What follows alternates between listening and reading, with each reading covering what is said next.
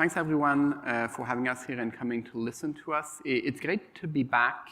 It's great to be back in person at things, even though it's been maybe a year and a half, it still feels novel to actually see people not through a Zoom screen, so it's great.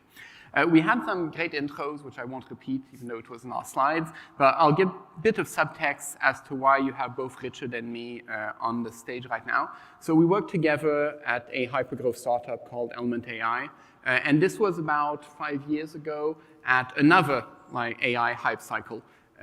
So we're coming at this, and we'll talk a bit about our experiences with generative AI. I won't say we're coming at this from a cynical point of view, but I like to think we're coming at this from maybe a humble point of view, where we've been in a space where a certain technology was supposed to revolutionize everything not that long ago. Our company raised a lot of money from that, and well, not everything changed despite all that. So, just to get a bit from us. And I was quite impressed learning Richard had 2 law degrees. I did not know that. So I'll see if this works.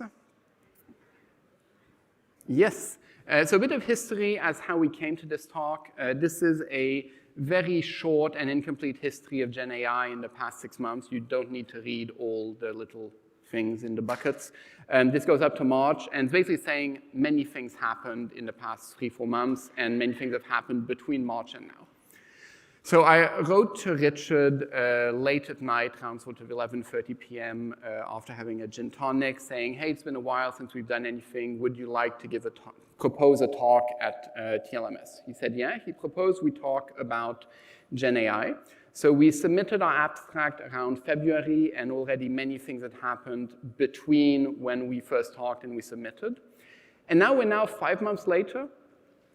Will this work? And many things have happened in the space of generative AI since then. So hopefully the talk we're about to give you has some kind of insightful nugget, but if it doesn't, we don't apologize. This is just a change cycle right now. Between the time when you think an idea and you implement it, even if it's a talk in Gen AI, everything has changed, and 15 startups have lived and have died.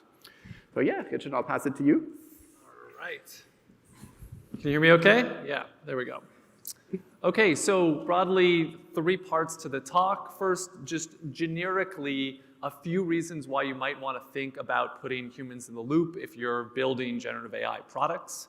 Then I'm going to talk about a case study from my company, BlueDot, and Alexa is going to talk about one from his, and then a few lessons learned from those 2 experiences. So first, few reasons why you might want to think about having humans in the loop. First, we know from previous generations of NLP pipelines and NLP-driven products that they don't always produce the best user experience. So there used to be a whole genre of bad autocorrects, and now we know that today's generations of models can be confidently wrong. And in some settings, that's totally fine and can be kind of funny, like when we ask models to produce images of hands. But in other settings that are higher risk or higher consequence, that can be a real problem. So I'm sure almost everybody will have heard about the lawyer in the US who used ChatGPT in his research. It ended up making up some fake cases that he included in his submission to the court. And that's an issue, and it's also an issue because the product wasn't designed to help him fact check it. So we actually thought these were real cases. And so in that type of high consequence setting, being confidently wrong is bad. Second reason why, if you're in the startup space, you might think about not going for a fully automated type of approach is that you may not be building as much IP as you think. So one signal from this comes from the copyright space. What you see on the right-hand side of the page is from a comic book that was generated where the author used Midjourney to produce the images and some of the text. And what the Copyright Office in the US found was that she was the author of the overall comic book and the arrangement of text and images, but she couldn't hold a copyright in the images themselves. So just selecting prompts wasn't enough to make her the author. Now, that's just one signal, and again, there's more ways to generate valuable IP than through copyrights, but I think it's an interesting way of thinking that maybe if you want to build a moat, you want to build some differentiation, that a purely automated approach isn't the way to go. Now, the first two reasons were really more on the risk side, but there's also a bunch of benefits to thinking about putting humans in the loop. So we know that fine-tuning models is a good way today to get better performance. I saw there was a talk from someone from Bloomberg early this morning. The Bloomberg GPT paper came out a while ago, and as you'd expect, showed really good performance on financial NLP tasks. And makes sense if you've got an enormous amount of financial and news data that you can get better performance. But if your startup is like mine, we don't necessarily have an enormous corpus of proprietary information, but putting people in the loop, getting their feedback can be one way to bootstrap your way there. And there's good results from lots of different places. What you see on the screen is from OpenAI, just showing that using techniques like reinforcement learning from human feedback can improve performance. Now, on the flip side is thinking about alignment and guardrails. So the lower half of the screen is showing that you don't actually get that much of a boost purely using this type of algorithmic approach to reducing toxicity. And in general, alignment is an open research area.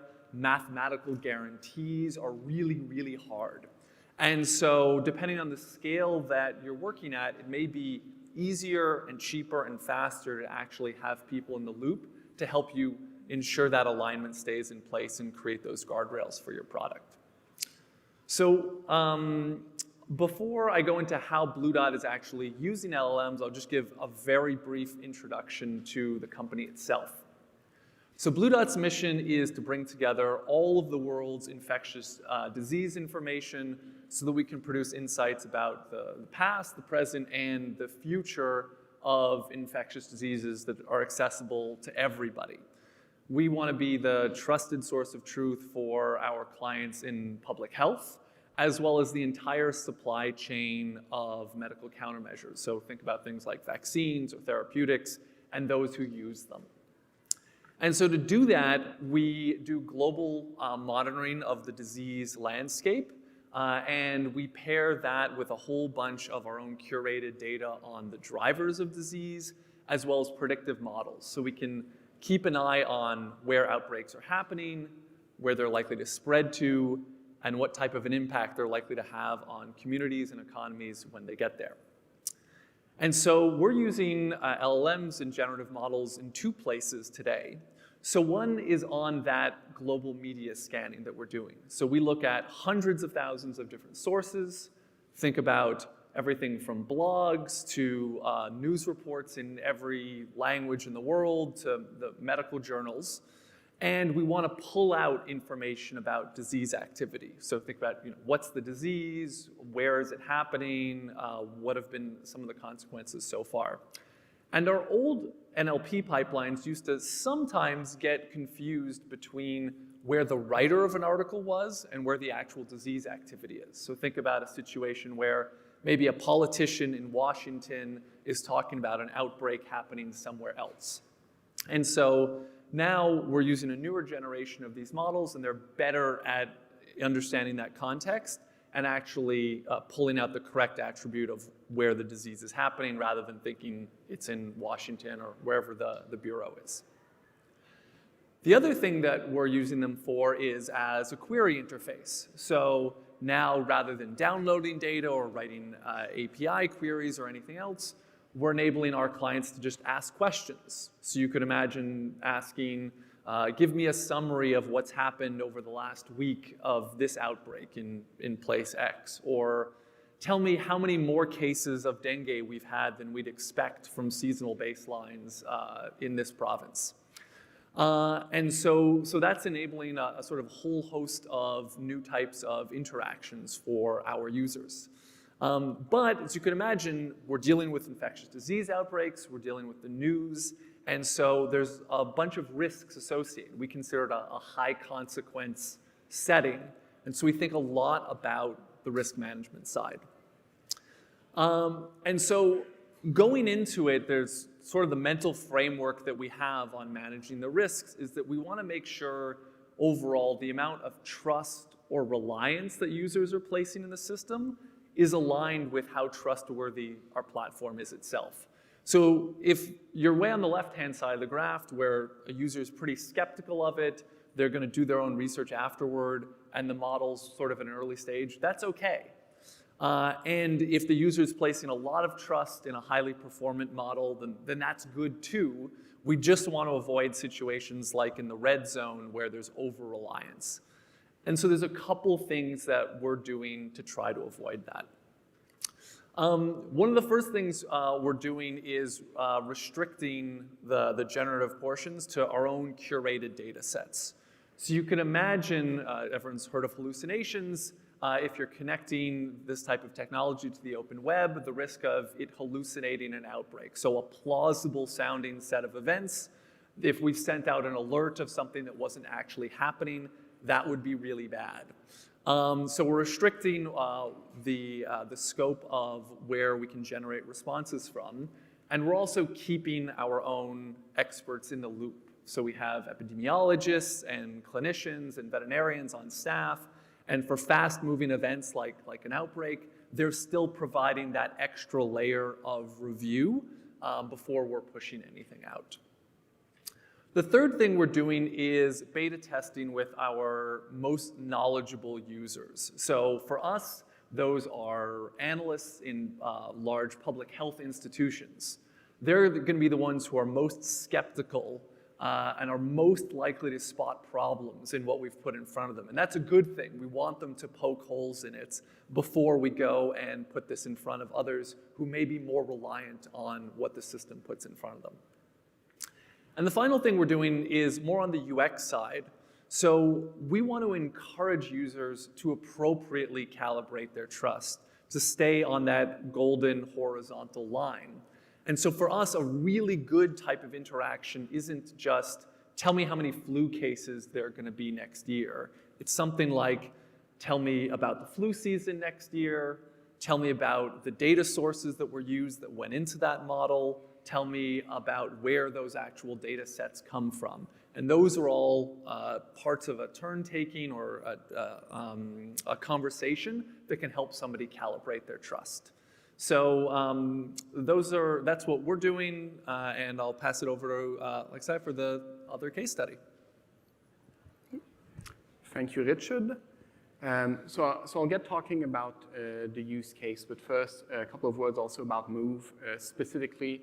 We're a Montreal-based consultancy, so we help folks implement their AI ideas, their AI systems. Maybe a relevant point is that we often work with clients who are building their first data-driven systems. So these are not folks who have large teams of data scientists, or in some cases even IT departments to maintain a solution. They've heard about AI, they'd like to bring some way, they'd like to find some way for it to bring benefits in their business, but they cannot maintain or improve complex systems. And what I'll be talking about is sort of a composite design that we've implemented over the past year and a half from a couple of different clients who had often very similar needs. One important thing to mention is this design you'll be seeing is circa 2022, bird-like models, which in the world of Gen AI means it's from ancient times when dinosaurs roamed the earth. But still, some general pieces of it I think might still be valuable for people looking to build something like this for their own. So, clients would come and generally they want to have a better self-serve QA system, either for external clients or for their own internal staff to access a certain knowledge base. And for various reasons, they wish to build rather than buy in this space, because obviously there are solutions, available products you could build, but it doesn't work for everyone for a pile of reasons.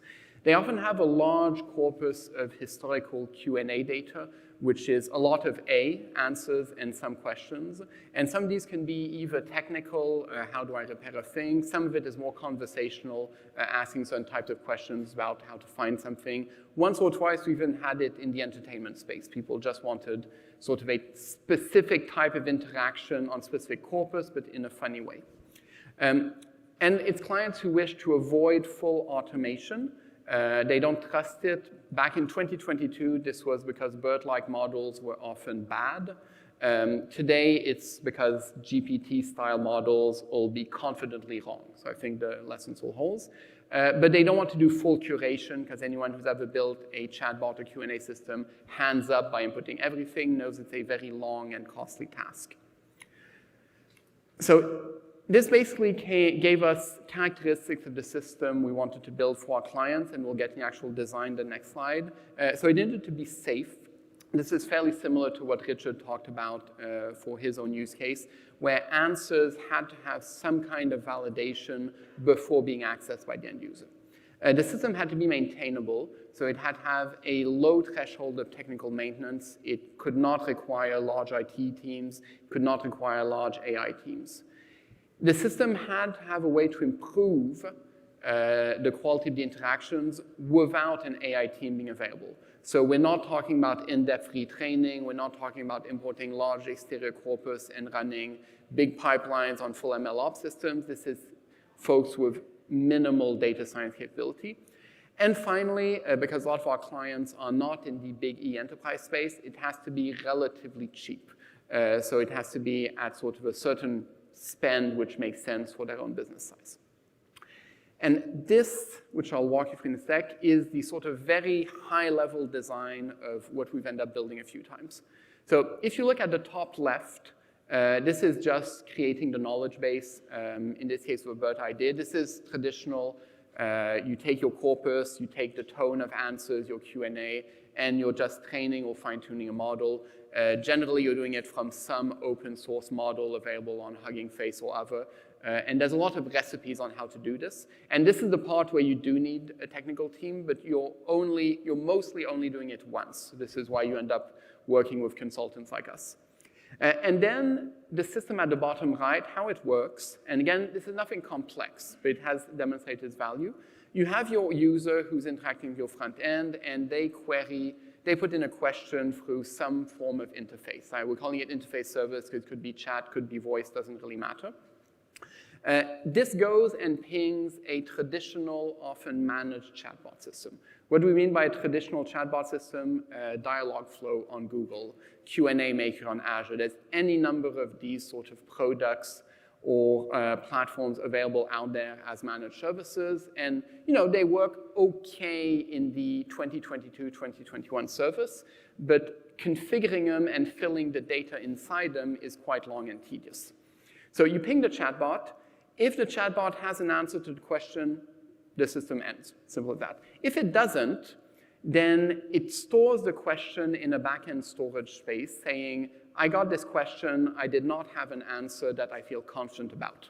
And it stops there, sends back an answer to the end user saying, I'm sorry, cute emoji, I cannot help you, please call our team.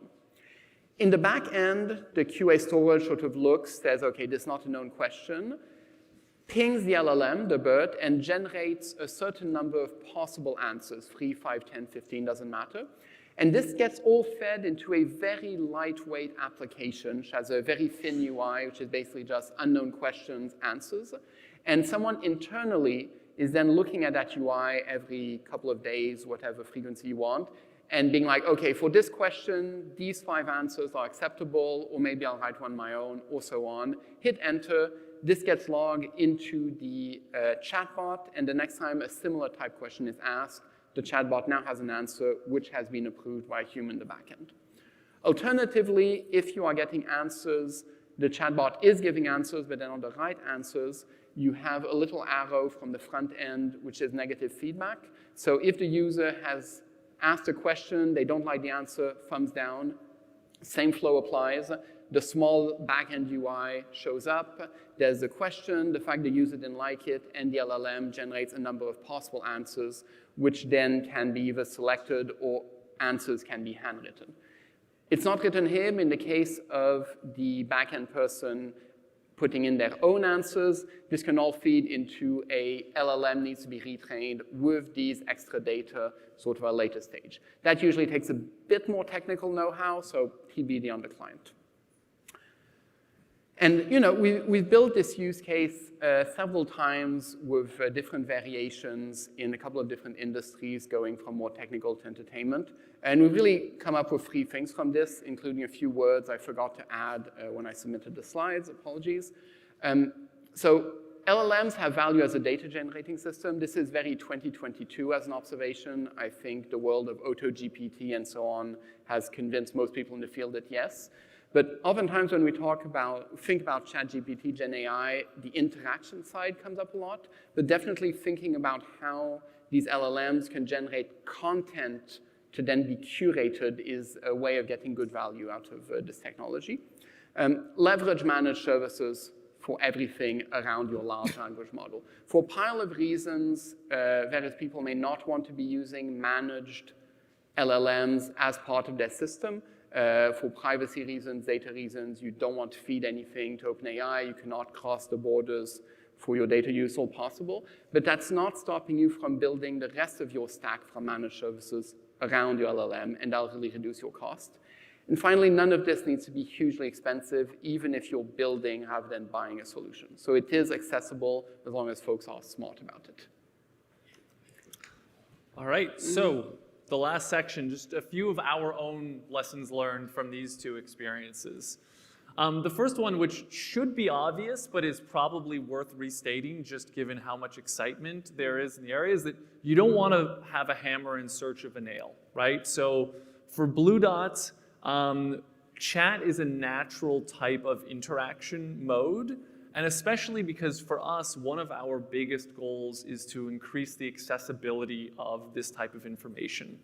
And so for people who maybe have less deep expertise in epidemiology, it's going to be natural for them not to ask a single point question, like tell me the number of cases that are going to be exported from place A to place B. They're going to say, tell me about this outbreak, tell me about the comorbidities, tell me about what other things I should be thinking about.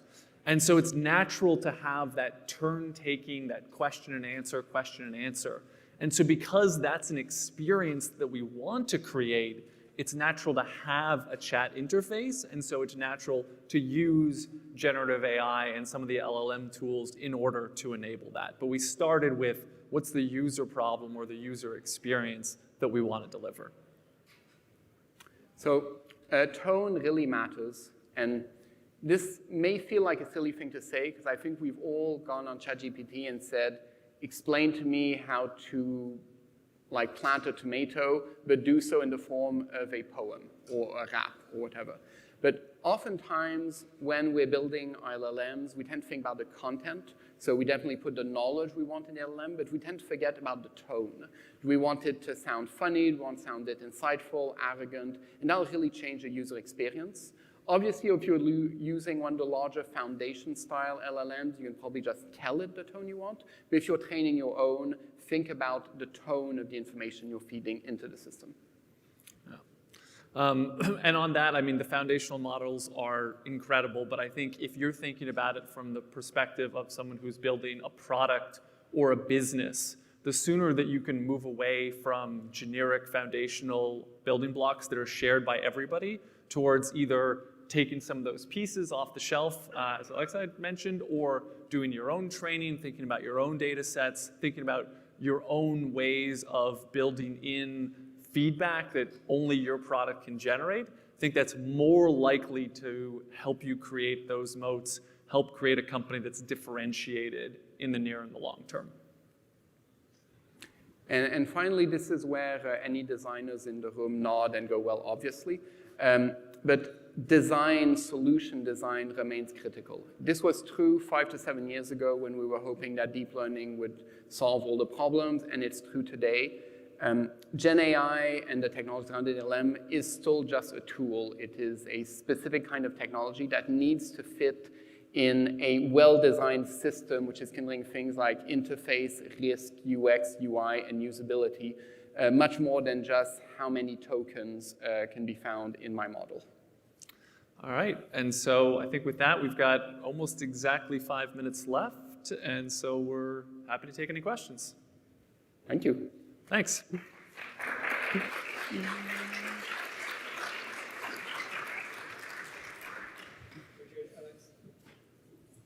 Richard, Alexei, thank you so much for your talk. Does anyone in the audience have any questions? We can pass the mic to you. A few there.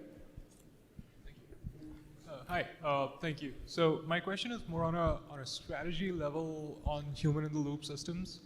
So I work in a similar domain, the intelligence domain, and I was wondering, with these intelligence systems, when you create an intelligence layer on top of a heap of data, you have to, at a certain point, tackle with the question of how do you scale the human-in-the-loop system as your data grows. And I think the more the data grows, the more footprint of the AI grows, and the human in the loop, the role of the human in the loop keeps decreasing because the scale of the data has increased so much.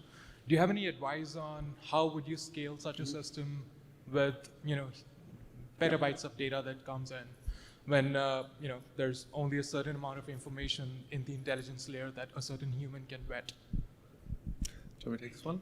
Do you want me to start? Yeah, go on. Well, I think the way we are thinking about it is that you can move from have the humans in the loop truly being internal. So at BlueDot, we have our own expert team, right, who are in that loop. But over time, we want our customers to be part of that loop as well, right? So to be saying, whether it's about the tone, I did find this information useful, or it was too technical for me, or whatever it is, that's still a signal that you can be using in automated ways. But I think you want to expand sort of who that set of humans are, not just to your own employees, right? It's to your customers, maybe it's to the larger ecosystem. And I think that's a more scalable model that still lets you get some of the benefits. Yeah, I'll just jump on that a sec. So you need an exit strategy in some way. There has to be a way to reduce the amount of people needed in the system, and that's necessary. And this can be by the system becoming more confident, so you're moving slowly to automation and so on. I think from a really strategy perspective, what you're aiming is to have some kind of curve that you're testing and following, where as the system grows per unit, per question, whatever your measurement is, you need fewer interventions. A couple of ways of doing that, but really you can't just keep scaling up infinitely, because then you're hitting the expertise problem, which is there won't be enough smart people to do it. Hey, I have a question. I'm very curious how you incorporated tone in your LLMs. I was surprised to see that, the tone part of your LLM tuning. I'm sorry, I didn't The quite tone, get Yeah, speak a little louder if you could. tone part of your LLM tuning. You incorporated tone in your LLM responses, isn't it? Is that my understanding? I'm sorry. Tone. that. Sorry, yeah, I'm not. Yeah, you want to walk up and just come at No, it no. to us? Am I audible? Am I audible? Yeah. Okay. I saw in your LLM architecture, you have incorporated tone in your LLM responses. Yeah. So can you please explain a little bit more about it? How you incorporated tone in the responses as an automated process? How did we Yeah. incorporate tone? Yeah. It's training data, basically. So we just made sure that, I have it as a separate part of the graph, but in reality, it's part of the corpus. It's basically the corpus was selected or modified to have the appropriate tone. The reason it's kept separate in a box is just so there's a box. But in practice, in the actual training flow of the LLM, it's all part of the training data. Okay. Thank you.